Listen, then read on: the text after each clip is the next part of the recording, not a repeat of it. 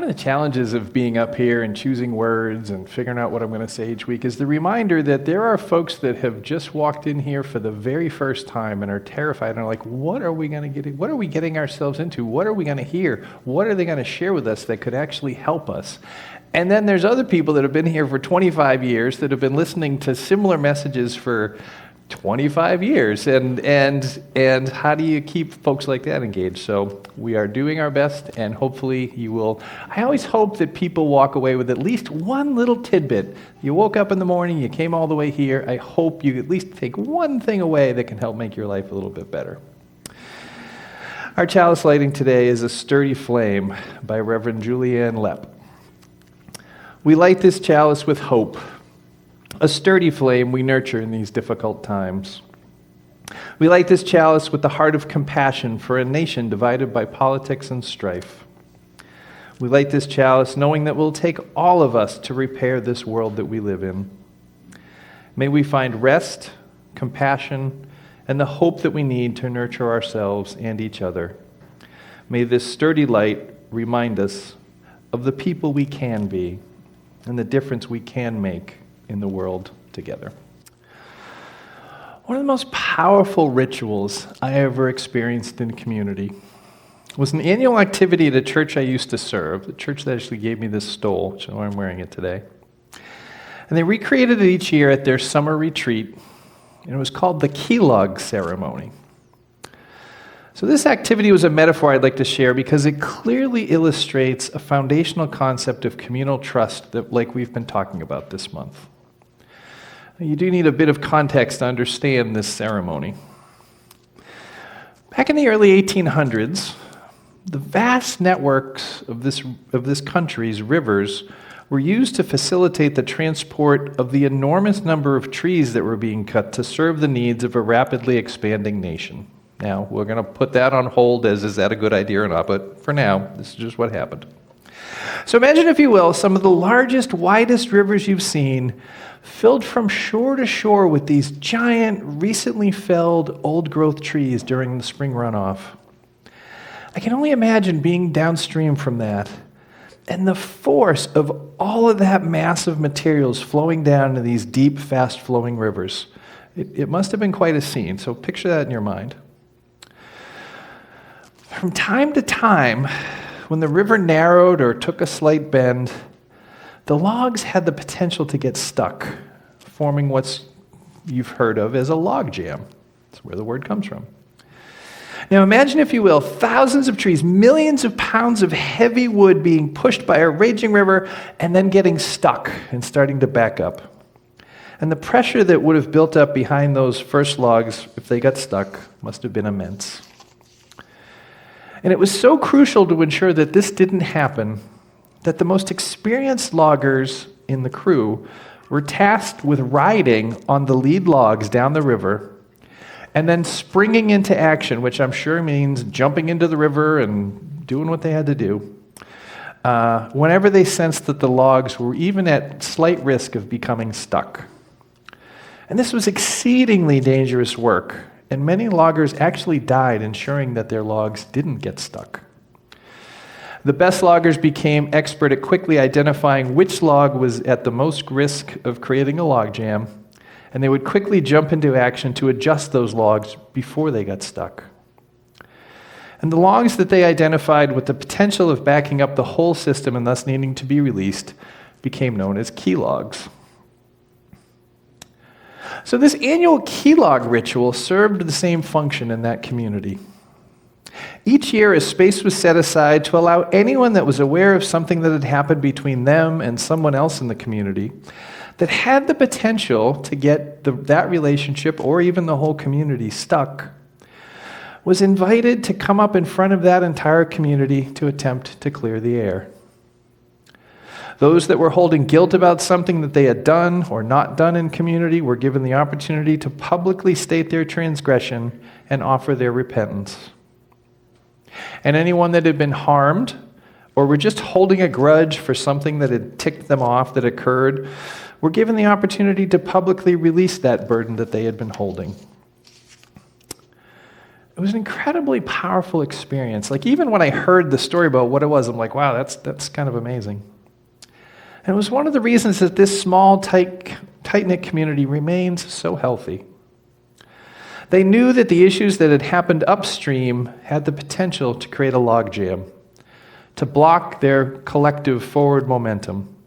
So they came together intentionally each summer during a time of retreat and relaxation and reconnection, and they set aside time to release anything that they thought had the potential to block the flow of their collective energy. Kind of makes sense. People often ask me, is Unitarian Universalism really a faith? And I say yes, unequivocally yes, it is. But it is a faith that is really grounded in the here and now, in real human struggles, that invites us to live intentional, value-centered lives. Which is really easy to just say, well, I'm a you. I'm a good person. I try to do the right thing. Not always quite so easy to do. Take one piece of candy. Oh, I really like candy. Maybe, right? We put our faith in the potential of humanity to find its way to keep moving forward in spite of ourselves. Our task as Unitarian Universalists is to intentionally create and implement mechanisms like this key log ceremony to help us overcome the tendencies that we know exist within ourselves, to get stuck in ways that block our abilities to keep moving forward together. Jerry, can you bring up my first slide?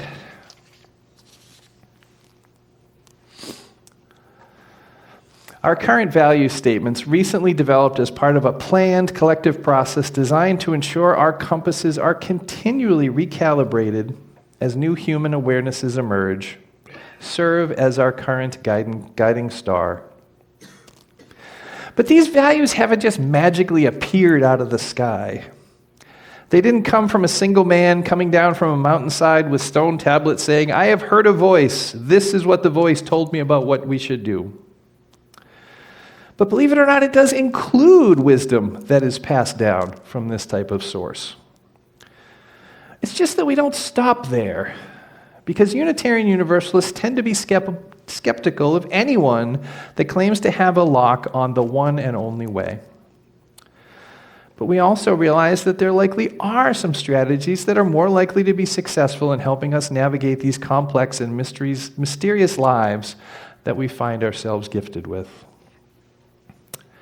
We turn to ancient stories that have been passed down through the ages because we recognize that most of these stories, whatever their source, have survived because the lessons they teach have proven to be useful to help us humans survive and thrive through the frequent trials and tribulations of life. We tend to place less credence on any one specific story that has been passed down, but rather for stories and patterns that repeat in all the major wisdom traditions, which they very often do. And not content with even that, we also tend to look for the current understandings from science and nature and psychology to ensure that our compasses remain as calibrated as they can possibly be. And so it is with my sermon this morning. The breaking of trust and the need for repair is a central theme of just about every major faith tradition you can find. It's almost as if those that came before lived together in communities, and they just knew that folks didn't always act in the ways that were perfectly aligned with the best interests of the community, or even themselves sometimes. So they put mechanisms in place and told stories to try to help themselves find their way back to balance. The value we hold up today, underpinning the need to continually work towards repairing relationships, is our value of interdependence. Jerry, can you bring that next slide up for me? Thank you. This value states, we honor the interdependent web of all existence. With reverence for the great web of life, and with humility, we acknowledge our place in it. We covenant to protect Earth and all beings from exploitation. And here's where we get into the focus of today's sermon. We will create and nurture sustainable relationships of care and respect, mutuality and justice. And we will work to repair harm and damaged relationships. So this all sounds nice, but where does this come from? Like, did just a bunch of yous come together in a room and say, oh, this sounds like a good idea? No. Our principles and from them which flowed our values are all grounded in ancient wisdom, updated, simplified, and made accessible to anyone seeking guidance on how to live lives of health and balance. So let's take a look at the sources of just this one particular UU value statement and covenant. Simple words on a page, underpinned by thousands of years of wisdom and collective reflection. This month, for example, is the holy month of Ramadan for our neighbors of the Islamic faith. In Islam, repairing harm done to another is considered an essential part of maintaining justice, harmony, and moral integrity within the community. Islam encourages repairing harm to others by seeking forgiveness from Allah, making restitution for any material damages that have been identified, and ensuring justice is upheld. These actions reflect the broader Islamic ethical principles of maintaining harmony, fairness, and the well-being of all members in community. And this sounds very similar to the guidance from the Jewish traditions and the work we explored last year on repentance and repair. Judaism teaches that repairing harmed relationships is a vital part of a moral and spiritual life, requiring humility, repentance, and a commitment to personal growth and reconciliation. Christianity emphasizes the importance of humility, patience, and seeking God's guidance in rebuilding trust and restoring relationships after harm has been done. Some in this room that were raised in the Christian traditions may be very familiar with the lessons shared in Matthew chapter 8, verse 21 and 22. Peter asks Jesus, "How many times shall my brother sin against me, and I shall still forgive them? Up to 7 times?" Jesus said to him, "I do not say to you up to 7 times, but rather up to 77 times." So all of these ancient traditions, kept alive generation after generation by people through wars and famines and migration, all seem to point us in the same direction. But skeptical Unitarian Universalists ask, do they really point towards the right ways of being whispered by God for our benefit, or are they just ancient prescriptions prescribed by humans and as such potentially misguided? And if some of us have released a belief in a hope for afterlife, are they really even worth all the trouble? Why not just live a hedonistic lifestyle where I get mine and to heck with all the rest of you? This is where some of us turn to more modern sources of understanding for guidance. In the 18th century, in developing his concept of perceptual peace, Immanuel Kant argued that a federation of free states governed by laws of justice would promote, here comes the word, interdependence, and thus a theoretically peaceful coexistence. All of these ones I'm going to share coming up are all foundations of enlightened thinking that led to our democracy in the first place. John Stuart Mill, a 19th century thinker, in his works such as On Liberty, touched on the idea of interdependence through a lens of individual liberty and social responsibility.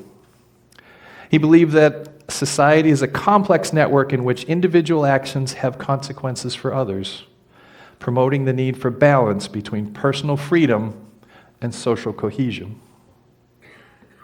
In the 20th century, ecologists and environmentalists like Aldo Leopold and Rachel Carson contributed significantly to the idea of ecological interdependence. They argued that all elements in an ecosystem, organisms and plants and animals and human beings, are interdependent, influencing each other's survival and very well-being. These thinkers, using new tools of the scientific method, all came to the same conclusions. We are all connected not just to our families, not just to our tribes, not just to our nations, but to everything. Our UU value of interdependence is a single, powerful statement that reminds us, as Unitarian Universalists, that we believe in this interdependence, and as such, believe that what happens to one of us ultimately impacts us all. We can't always see the impact of our actions, but this is where faith comes in. We place our faith, there we go. We place our faith in this belief, and thus make promises to ourselves and to others to attempt to live our lives in ways that will maximize healing and minimize harm. We will create and nurture sustainable relationships of care and respect, mutuality and justice. We will work to repair harm and damaged relationships. So, what does this look like in practice? This is where our faith calls us to cultivate intentional, ongoing spiritual practices to help us live into these struggles. Spiritual practices are those activities we create and then attempt to practice on a regular basis to ground our lives in the values that we claim to espouse. That Keylog ceremony is an intentional annual tradition designed to help that community remember the importance of releasing tensions that have been building up before they jam up the energy of the whole system. But a public, intense event like that can't just be prescribed to a community a single time with an expectation that it will just magically cure all the ills. People need to be prepared. People need to have the strength and the courage and the trust in their community to be able to come up and take part of a ritual like that. That community knows that this event will be happening each year, and each member of that community knows it will be invited to publicly set down its grudges or atone for its missteps. Can you imagine how powerful a mechanism that is? Knowing that you are a part of a community that expects each of its members to consider publicly releasing its held harms and how those harms are impacting its day-to-day interactions. The very presence of this activity downstream has a lot of potential to change upstream behaviors and fix them before they get bigger. Knowing your community has a shared expectation that attempts are made to heal harm creates internal motivation to overcome the inertia and pettiness and fear and anger that sometimes holds us back. Now, annual spiritual practices are one thing, but they are not enough on their own to ensure we, fallible humans, keep our compasses calibrated towards individual and collective good. We actually benefit from daily and weekly and monthly and annual reminders. Do you currently engage in a practice each and every day that grounds you in your body and your mind and your spirit? Meditation, prayer, journaling, reviewing your intentions, walking in nature, all of these paths are readily available today and serve the same purpose. They pull us up from our habitual routines and invite us to remember our connection to something beyond ourselves on a daily basis. But they only do their work if we practice them. I have a shortcut to the value statements of my faith tradition on the home screen of my phone, which allows me to easily review them on a regular basis and reflect upon how well I am actually living into my intentions, or give me guidance if I don't know what to do here. What does my faith tell me to do? Click right on the phone. There it is. It's the same thing with coming to church. Attending a worship service like this is a weekly invitation to sit in quiet reflection and be reminded of the higher intentions and our connection to something larger than ourselves. The nature walk that was offered yesterday and every month of the year is an example of a monthly practice we are all invited to adopt. It serves the same purpose. Here in this community, you have other annual traditions designed to remind us, through ritual, of our connection to something larger than ourselves, be it our water communion or our upcoming flower communion. Along with the celebrations from other traditions we revisit year after year to be reminded of the lessons that they have for our lives. This community is a container of trust. It takes a long time to develop trust. And that trust can be broken in an instant. Each person that joins this community may have different criteria for what is trustworthy. Each harm that is perpetrated comes with different levels of repair needed. All I'm saying today is that every source we might look to, every single one, tells us that the development and maintenance of trust and repair when that trust is broken is crucial for both our personal well-being and our continued existence.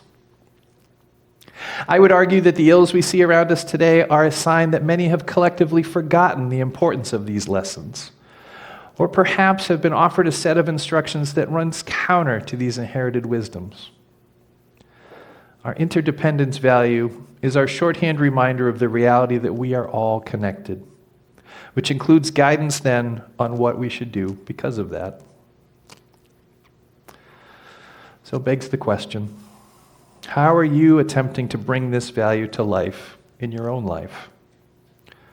What spiritual practices do you maintain in your own life that help to remind you that you are connected to something larger than yourself? What do you do on a regular basis that helps keep your intentions front of mind?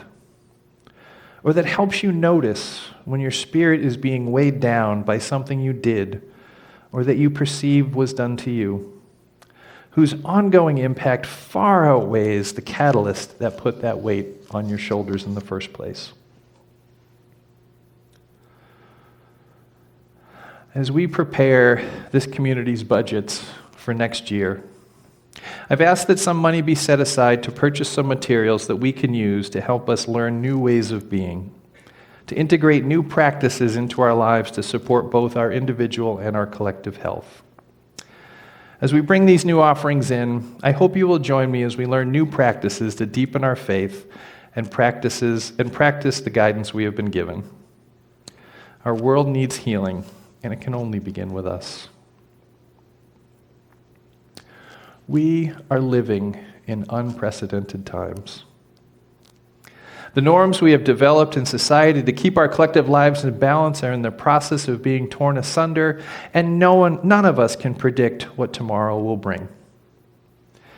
I've been trying to do my part as a spiritual leader of this community to model the behaviors that increase trust and reduce pent-up frustration between peoples, be it in our personal relationships or between members of this community. Repairing harms is a practice, and it takes practice. My belief, shared regularly from this pulpit, is that what we do here, in this community and in other communities just like it around the country, has the potential to send positive ripples out into the wider world to help heal that which has become unbalanced through either neglect or intentional deceit. We are all connected. There are many places in the world right now where our collective energies feel to be stuck in some unproductive ways. Our faith is calling us in this time to remember the practices which have been passed down by our ancestors to help ensure our lives continue to flow, as our repetitive hymn has reminded of this month, as tranquil streams. Let us each commit to do our part to keep the river of our shared existence flowing smoothly. May it be so. These waters, they never stay calm. Not for long. Because they are teeming with the stuff of life. The energy of our being washes over and around us. Let us brace each other when we need to stand against those currents. And let us hold hands when what we need is to relax into the waves, simply riding them together. Beloveds, Ours is referred to as a living tradition, not some ancient truth that is set in stone and passed forward, but a tradition and a faith that emerges from what we do in it. I think Jerry's leading a second hour today, inviting us to reflect upon some of these ancient wisdom traditions and see how they inform our lives today. It's that kind of stuff. It's coming together and sort of wrestling with what we've learned, what we're wrestling with, and working on it together that helps make us stronger, it helps inform our views, and it helps us become better citizens of the world. I'm really excited you are all here. There is so much to be done, and there is so much to be held, and we do it all together. Have a wonderful week.